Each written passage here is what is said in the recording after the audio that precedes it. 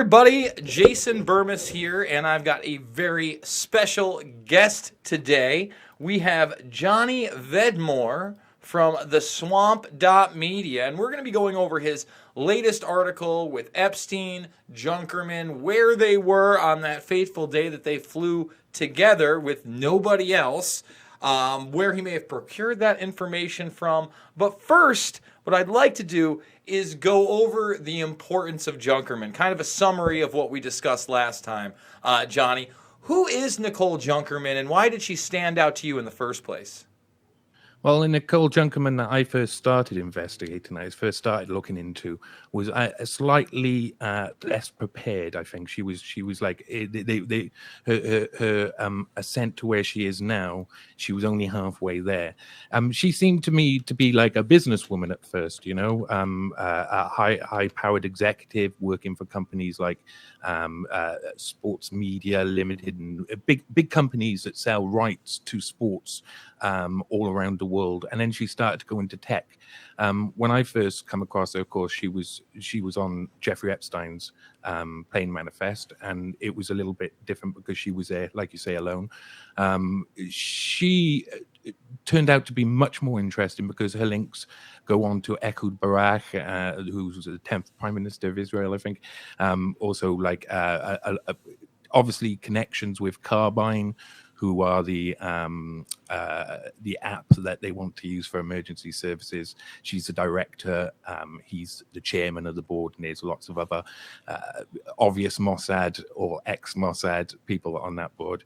But as soon as the article went out, the looking at Junkerman and who she was and her connections, it's really, there was a backlash. There was obviously something had happened that had spooked them a little bit. A name had come out that they weren't expecting to come out. And there's been lots of people who've been working on this more, opening up this Pandora's box a lot more. And it turns out she's, sorry, I have a park out front. It turns out she's married now to the guy who runs the bank for the Vatican. So she's obviously working on high levels. She must be a millionaire herself. But her links to Epstein were just completely and utterly fascinating, because why would she be alone with him? She's a 27-year-old woman. We all know that he's not interested in 27-year-old women. I wrote the article, tried to work out exactly who he would associate with. I didn't get as far as a lot of other people did on that front, and that helped me out now to looking at the specific question that I had still remaining from that first article I wrote. Basically, where were they in the UK, on my territory, you could say, on the 1st of September 2002, which is a day they spent entirely in the UK. So that was a... And one of the things I like that you focused on here is the fact that we were pre-Iraq invasion, but post 9/11, and it seemed like there was definitely a shift in interest with Epstein on that front. For instance, also Trilateral Commission, CFR, the War on Terror. When I found some of those Trilateral Commission publications, was heavy in the years that he had attended post 9/11. That his association with Prince Andrew, who's the UK arms dealer, the implication... People seem to be forgetting this on the British media. They're not mentioning that at that time he was the arms representative of trade for arms and etc. Yeah, which is huge, because again, with Vicky Ward saying that he was also associated with Khashoggi, who we also know was another notorious arms dealer, this seems to span decades. And flying into Birmingham Airport, why don't you tell people whose estate you think he stayed at and why that also may work into the military-industrial complex? Mm-hmm. Well, the place in Birmingham is a very But Birmingham's a very unique place, especially back then.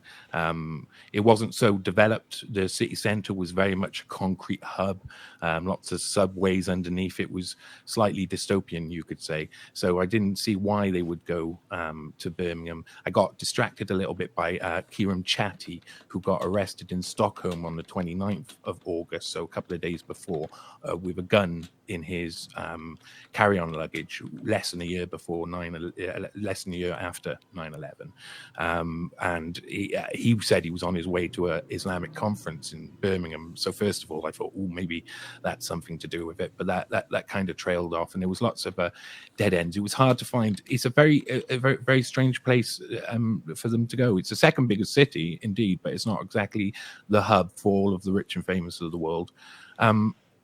Eventually, I would get a phone call from someone who claimed to be there that night. They would give me information that would then be verified as being accurate. And it's believed they caught a Bristow's helicopter from the Bristow's group from Birmingham Airport to a little-known manor house, which has been kept off the radar by its owners, Les and Abigail Wexner, and it's called Foxcote House. It exists just maybe 20 miles away from Stratford-upon-Avon, and only 30 miles away from Oxford. Now, these places are the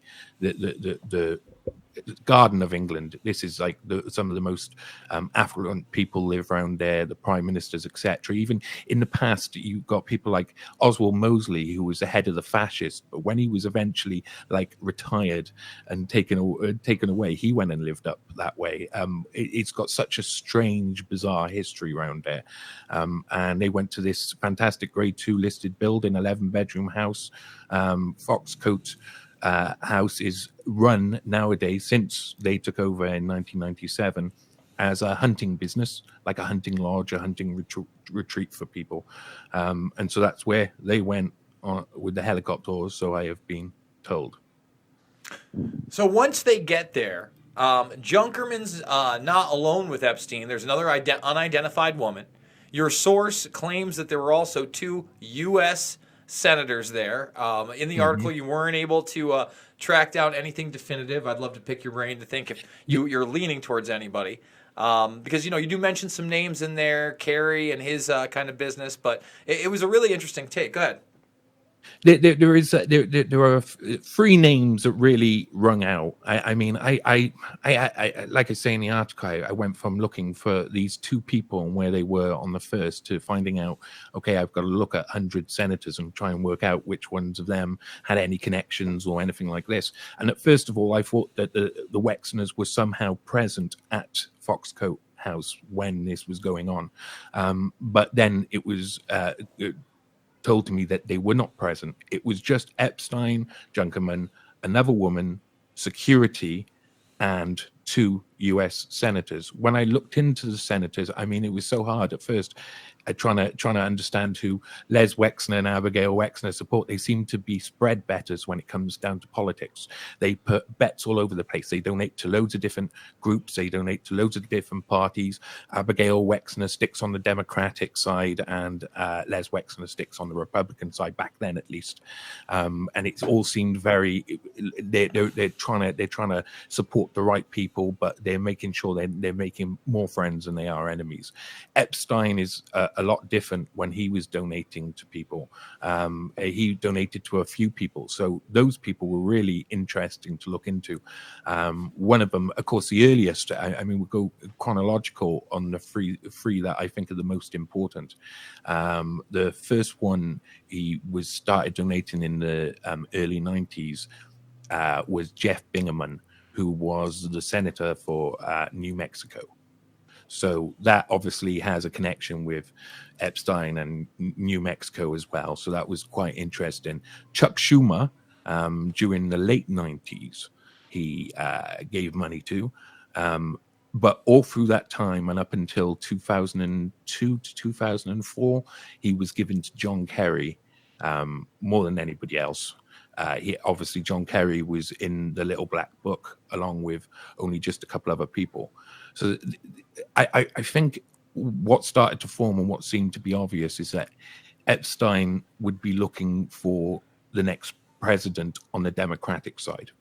So he had found this niche with Bill Clinton once upon a time, where he was able to really exploit all his contacts, get more power, and he wanted a bit more of that back again. But for that, he needed to find who the next leader to be against George Bush was, and hope that he wins.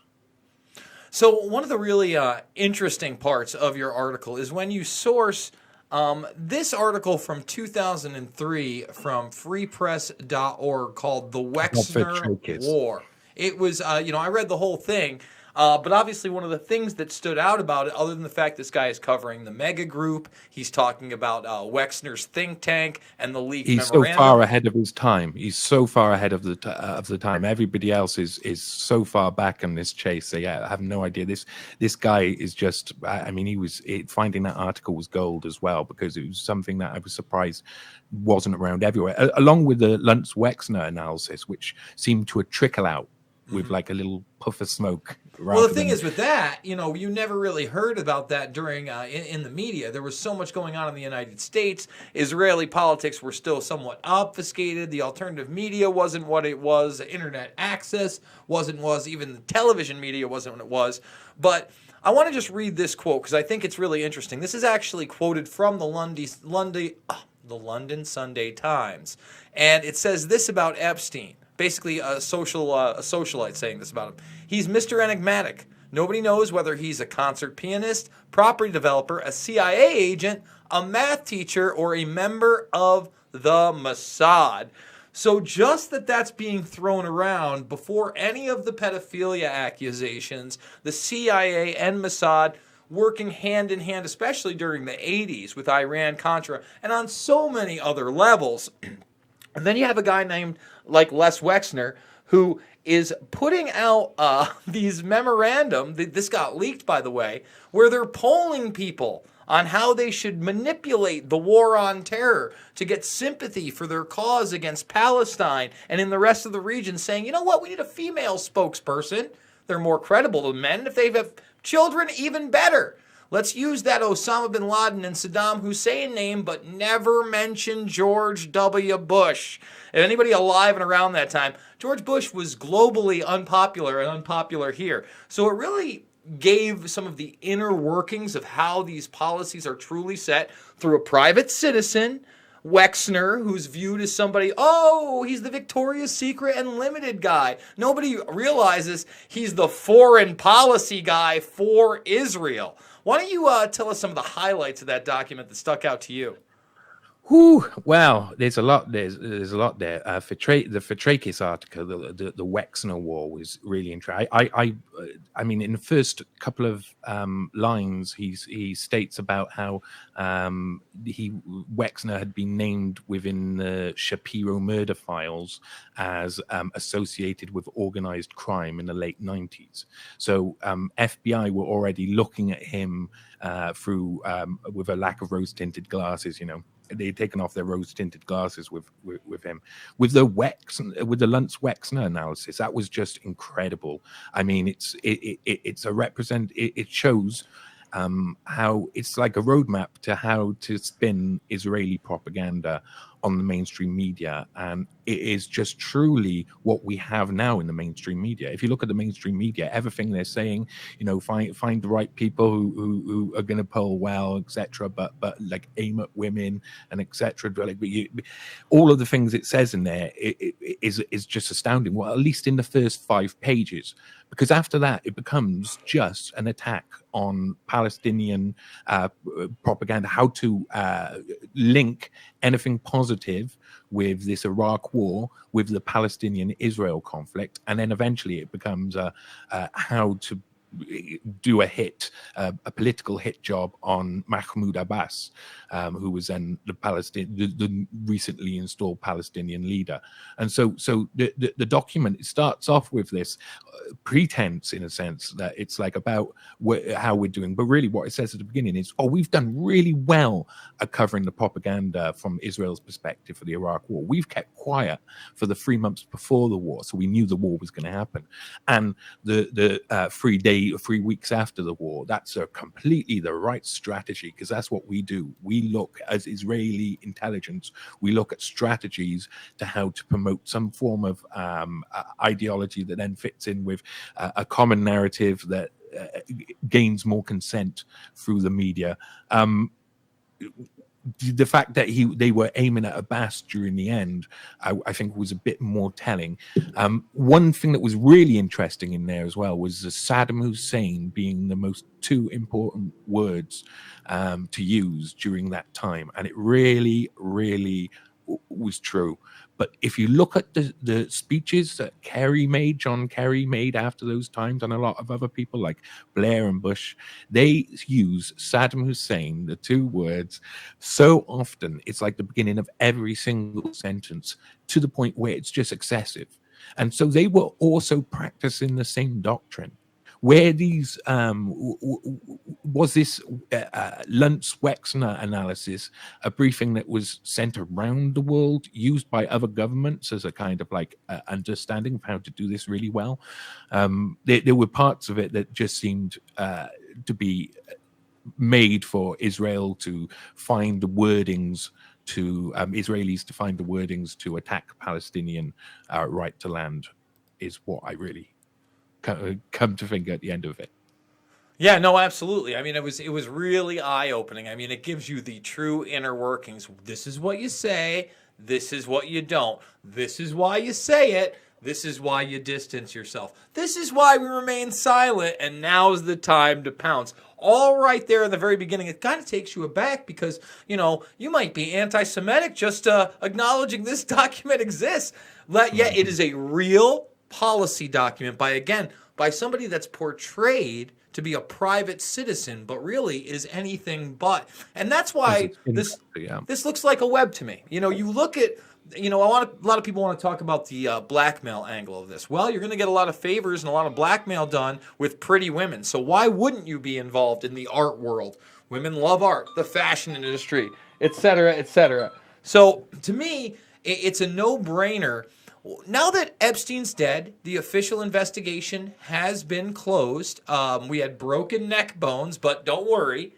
Bill Barr has assured us it was definitely a suicide. Where do we go from here, Johnny? I find it.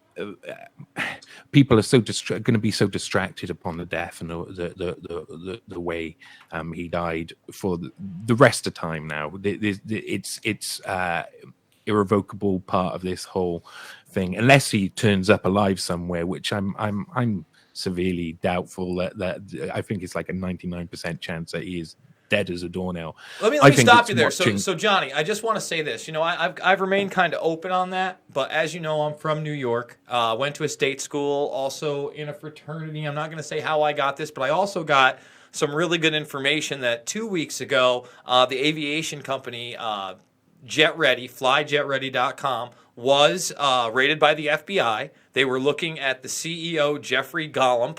I could find out almost nothing about the guy except for he was involved with J.P. Morgan. He was a powerful Jewish businessman, integrated that kind of stuff, but a lot not on there. He was being looked at with 3 other executives. Apparently, they were trying to tie him to Trump as well, and it seemed like that got pushed to the side.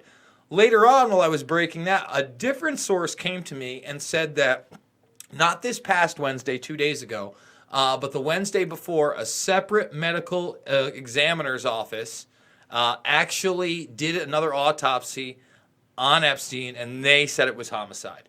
So, I'll take it for what it's worth, but I absolutely believe my source, and any kind of idea that he was swapped out, et cetera, is over in my mind. I guess anything's possible. I wasn't sitting over the body, but I wouldn't even mention it unless I absolutely 100% trusted this person. I'm sorry I interrupted. Continue. No problem. No, I think, but we're about to see that happen to multiple people. We're over the next few years. There's some people out there who are such a big risk now to not only people like the cohorts of Nicole Junkerman or the cohorts of Epstein, but there's people alive who have all of the information. They know where all of the bodies are buried, and those people, I mean, the trick we've seen recently with Ghislaine Maxwell and the photoshopped photo and saying she's one place where she could be another place, and etc. It's perfect. I think she's going to disappear into Israel. There are a lot of people now who are really, really vital to this going forward, because if it's allowed to kind of rest with Epstein and the most close connections, those connections can all go. They can all go. Well, I would say and this. I'm talking about Andrew and people along with that. I mean, obviously, that would be massive, but I can't see how you can hide away from something like this, even as a royal family. There is some talk over here that the prorogation of Parliament, the actual stopping of Parliament, is which was granted by the Queen, is a good way for her to distract from the Andrew saga. Well, I don't see any way out for the royal family because, the only way these guys do go out are like Lord Mountbatten style. They don't go out any other way. And even with that, he's been celebrated in the European media. They just did a documentary about him. And then it's like, oh, yeah, by the way, there's these 30 years of FBI files saying he was a serial pedophile. Nothing to see here. Oh, he was also Prince Charles's mentor. Nothing to see there. Savile, nothing to see there. And now you have Prince Andrew, nothing to see there as well. I don't know that any justice is going to be done there. When we talk about the co-conspirators, we saw many of the women speak at that hearing on Tuesday and then speak to the media and name Sarah Palin and name Adriana Ross and name Nadia Marcinkova, Leslie Groff, etc. We know at least 3 of them were working with the feds and the NYPD in that latest indictment, as we had employee 1, 2, and 3. We don't know whether all of them or some of them. Now we know about Tony Figueroa. We know about Ronaldo Rizzo. There are other names to be had. Is that going to complicate things now that this was just one investigation into New York, possibly into New Mexico? But if so, they still haven't raided it. They said the island. How long did it take them to raid the island? They've talked about the Florida estate in that same breath. That hasn't been raided. So will there be more arrests, or in the next 6 months, is this just going to fade away into oblivion? I can't see this fading away into oblivion. There are too many people chasing too many bones on this. There's a lot of information out there to be outed, to be shown to people. There's a lot of information still to be found that will be found from each of these individual cases. May split up into 50 or 100 different little tiny lawsuits, but each one of them will contain their own specific information that will be a help to finding something else along the lines. The big honcho's gone now, so everybody else is going to turn. I would assume everybody else who worked for him is going to turn informant straight away. Well, I guess we will see. The swamp.media is the site, Johnny. Why don't you tell people how they can help you out, what you're working on, and what you think the most important aspects of this case that need to still be hit are, because I know that you're in this for investigative journalism, and it's really our audience that gives us a lot of this information, or at least gives us the breadcrumbs to follow so that we can flesh it out. Well, what I'm going to be working on now for a little bit, I mean, I did, when I was uncovering some of the articles, I did find one that was a fantastic piece that was about Epstein's choices for the best dinner party that you could have. And he had chosen certain guests and said certain things. And I'm going to write a little funny piece about that, because that is really a completely and utterly, it's a terrible piece. But the pressure in Britain has to be put on the royal family and Andrew. From this side, we've got to find some way to put some sort of pressure on the royal family to make it that someone cannot be above the law like is currently happening. So I think looking for a way to kind of like show to people that we need to combine forces and really focus in on this as a thing that would a subject which would blow up more many interesting facts and pieces of information if we go into it deeply. There is a problem with our government over here at the moment. It is in bed with Israeli intelligence, some parts of it openly and some parts of it behind the scenes. And so we've got to work on doing that as people. We all got to work together. All of the people on the independent media have to, like I said in the article, there were some casualties from my article. There were some people, sites and stuff who were brought down, and they blamed the article for the attacks on their sites. There are going to be people who are going to be needing direction, and I think we need to form some sort of loose collective that can help with bringing out all of the information from every single bit that comes out in the future. That's what we've got to be focusing in on. Also, I'll be focusing in on tracking down two of the security guards from that night who I have a tiny bit of information about. So hopefully I can track down more people who were actually there on the 1st of September. But that'll be a project that's ongoing. Well, follow him on Twitter at Johnny Vedmore, or go to theswamp.media. That's where you can find this article and many others. Johnny, I want to thank you so much for joining me, and we're going to have to do it again soon. Thanks so you just let me know the next time you got a big scoop, and we'll try to get you on immediately. All right, brother? All right, excellent. Always a good time, man. Always a good time. Keep up the good work. All right, thank you, brother. That's Johnny Vedmore, everybody. Please go check him out over at his site. We got one super chat in the mix I got to read from Flick Off. Song recommendations for the day.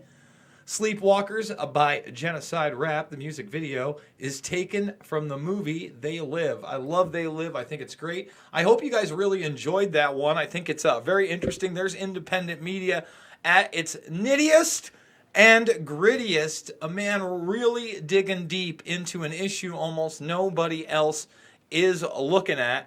And with that being said, guys, I am a documentary filmmaker. Loose Change, Final Cut, Fabled, Enemies, Invisible Empire, A New World Order Defined, and Shade the Motion Picture. All of them can be seen free right here on my playlist section. You just go right here to documentaries, you click it. That's why you want to be subscribed, ringing these bells. We do it 3, 4, 5, sometimes 6, 7 times a day live here. We've also been putting up a lot of cool little archive videos from people like Ray McGovern, Jordan Maxwell, Webster Tarpley, and others. If you enjoy this channel and you want me to continue to kick out the jams, please consider becoming a donor over at my GoFundMe. $5, $10, $15, $20. It all means the world to me. It keeps me doing this 7 days a week, and I like to think that I am a truly independent voice that is not afraid to speak the truth, no matter how dark or ugly, and tell you that it's never been about left nor right, conservative nor liberal, but always about right and wrong. And I will see you guys on the flip side.